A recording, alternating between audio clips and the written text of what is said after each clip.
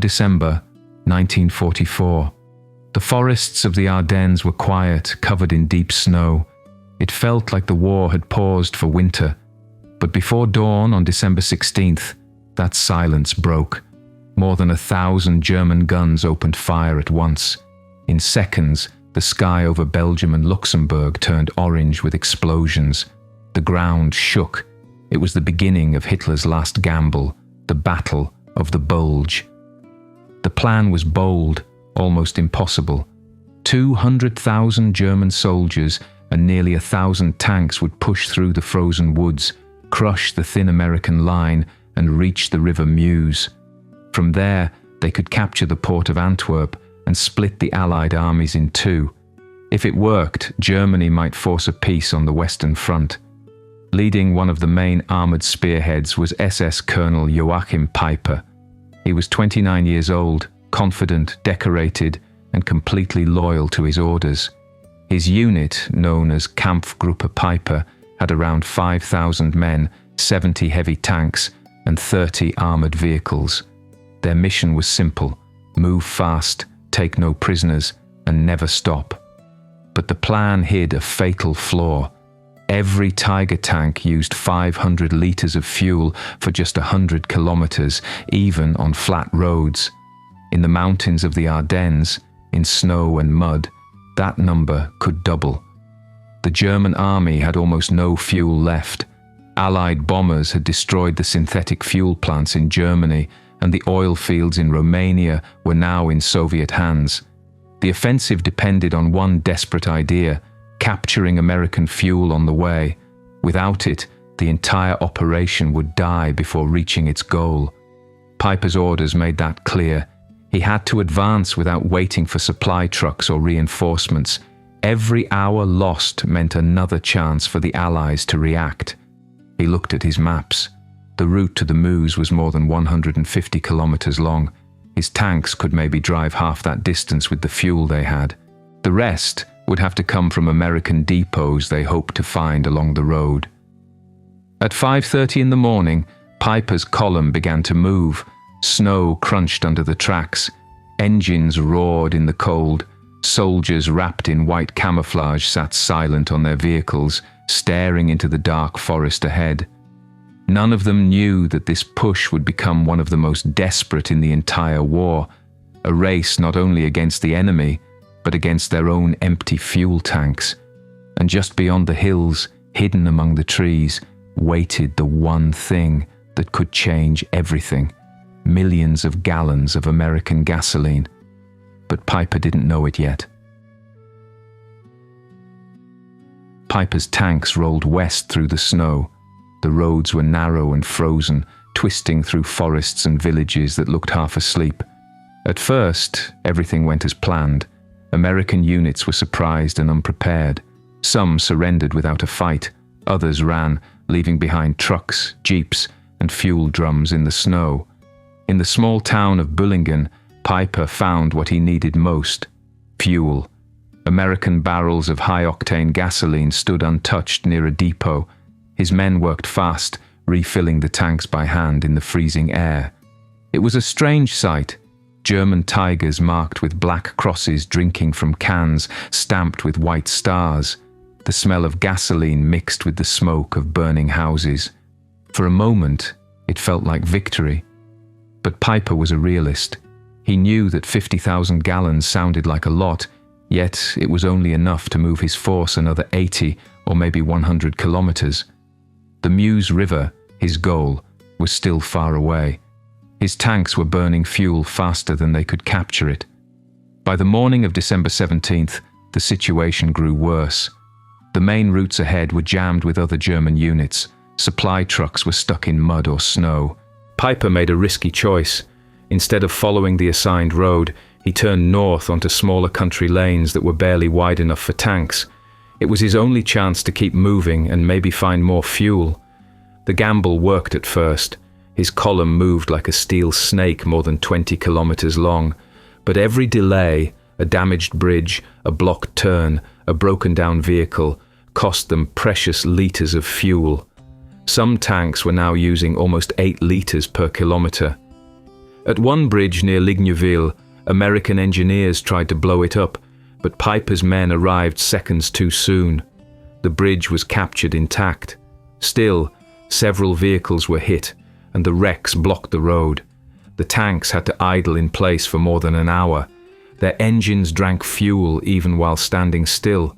Behind them, reports came of American units regrouping and attacking the German rear. The supply line, already stretched thin, was now in danger. No more fuel would be coming from Germany.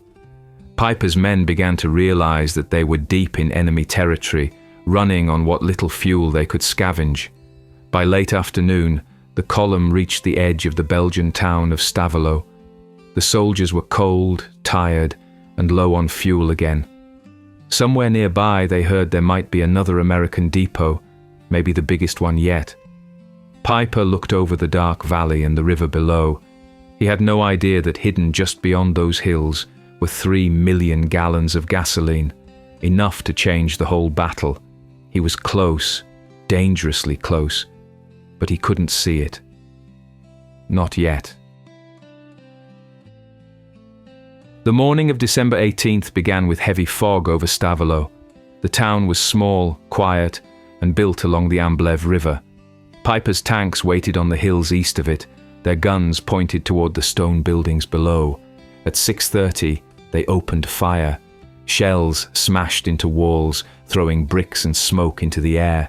Inside the town, only a few hundred American engineers and Belgian soldiers stood in their way. They had set charges on the bridge, ready to blow it up if needed. But the German attack came too fast. By 8 o'clock, Peiper's men had crossed the river. The bridge was still standing. The road west was open again. Yet Peiper was thinking about something else. Fuel.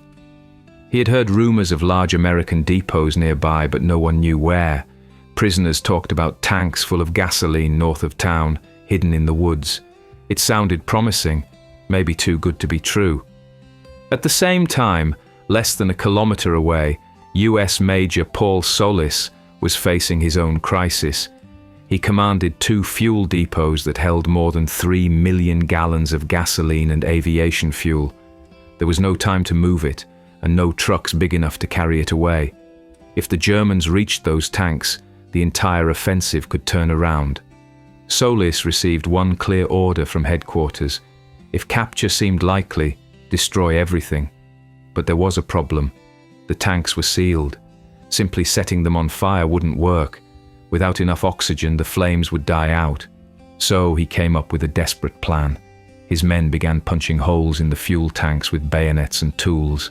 Gasoline poured out, forming shining rivers across the ground. Using shovels, they guided the flow toward the main road that led to Stavelot. Then they stacked wooden crates and empty boxes, soaking them in fuel. When everything was ready, Sergeant Michael O'Brien stepped forward. He was 34 from Boston, and his hands were shaking. He lit a match and threw it into the trail of fuel. The result was instant.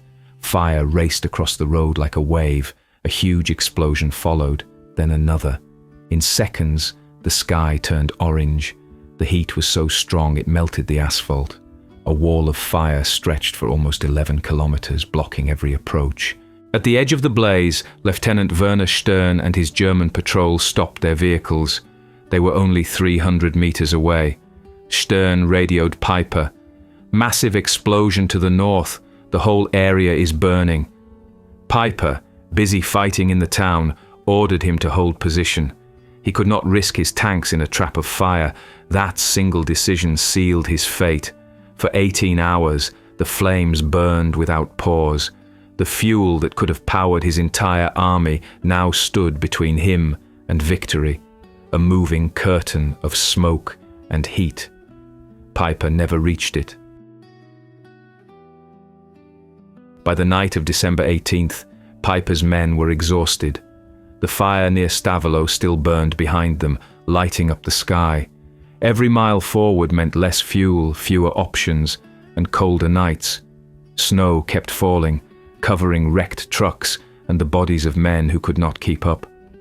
Peiper decided to keep moving west toward the town of Stoumont. The roads were narrow and slippery, winding between hills. Tanks moved one by one, engines roaring, headlights dimmed. Many vehicles had to stop and siphon the last drops of fuel from damaged trucks. Soldiers filled cans by hand, sharing what little they had left. Early on December 19th, Peiper reached Stoumont. The town sat on a ridge overlooking the valley. For the first time, the Americans were ready for him.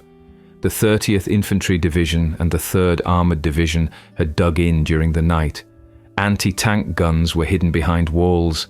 Mines were placed on every road. When the sun came up, the battle began. Peiper's Tigers fired at close range, blasting through buildings. American tank destroyers waited for the right moment, then hit the Tigers from the sides where their armor was weakest. By noon, Stoumont was half in ruins. Peiper had taken the center of the town, but the cost was heavy. 6 Tiger tanks destroyed, hundreds of men killed or wounded. Worse, the fuel situation was now critical. Many tanks showed less than a quarter of a tank left. Some were already empty, abandoned where they stood. Peiper called his officers together inside an old sanatorium. The room was cold and dark, lit by a single lantern. His operations officer, Major Joseph Diefenthal, spoke first. "We have enough fuel for one more push. If it fails, we cannot retreat." Peiper looked at the map. The Meuse River was still 60 kilometers away, but now American units were closing in from all directions. The weather finally cleared, and Allied planes filled the sky. P-47. Thunderbolts attacked the roads, rockets smashing into German vehicles that had nowhere to hide. Within hours, dozens of trucks and half-tracks were gone. By December 20th, Peiper's last attempt to move west had failed. He ordered his men to fall back to the village of Gleize and prepare to defend themselves. Behind them, the road to Stavelot was already in American hands. The Kampfgruppe was surrounded. There would be no more fuel, no food, no reinforcements. The engines that had carried them deep into Belgium were silent now. The only sound left was the wind moving through the trees and the faint hum of Allied aircraft above. The road ahead was closed. The road behind was gone. By December 22nd, Peiper's force was trapped in the village of Gleize. Snow covered everything, tanks, guns, and soldiers lying in foxholes. The men were hungry, cold, and running out of ammunition. Most of the tanks could not move. Their fuel gauges sat at 0. What had once been a powerful armored column was now a handful of men surrounded by silence. Peiper tried to request supplies by radio, but the answer came back short and hopeless. There were no transport planes left. The Luftwaffe could not fly through Allied air patrols. Even if fuel existed, there was no way to bring it to him. He was alone. On December 23rd, American artillery and aircraft began pounding the area non-stop. The bombs shook the ground, throwing up snow and dirt. Peiper's men dug deeper, hiding in basements and cellars. Each explosion made the walls tremble. The smell of fuel, smoke, and winter mixed in the air. By Christmas Eve, Peiper knew it was over. His group had shrunk from 5,000 men to fewer than 800 who could still fight. That night, under falling snow, he gave his final order: abandon all heavy equipment and retreat on foot. They destroyed what they could not carry. 28 Tiger and Panther tanks were left behind, all in perfect condition, but empty. When Peiper later described that night, he said they walked through the forest in silence. Some were captured, some froze to death. Only about 700 made it back to German lines. The battle that was supposed to change the war ended with soldiers walking home through the snow. After the war, Allied intelligence officers questioned Peiper. He spoke without emotion. "We realized we didn't have enough fuel to cross the bridge at Stoumont," he said. "The operation failed, not because of courage or tactics, but because of logistics." Historians later confirmed his words. The Battle of the Bulge had cost Germany its last fuel reserves. America was producing thousands of barrels of oil every day, while Germany's bombed factories made only a fraction of that. The numbers alone made victory impossible. One of Peiper's captured tanks, a Tiger II, was left in Gleize. It still stands there today, a rusted monument to what happens when ambition outruns reality. Wars are often remembered for bravery and weapons, but this story shows something simpler, that no army, no matter how strong, can move without fuel. If you enjoyed this story, subscribe for more true accounts that reveal how history was really decided, not by luck, but by choices, numbers, and the people who lived them.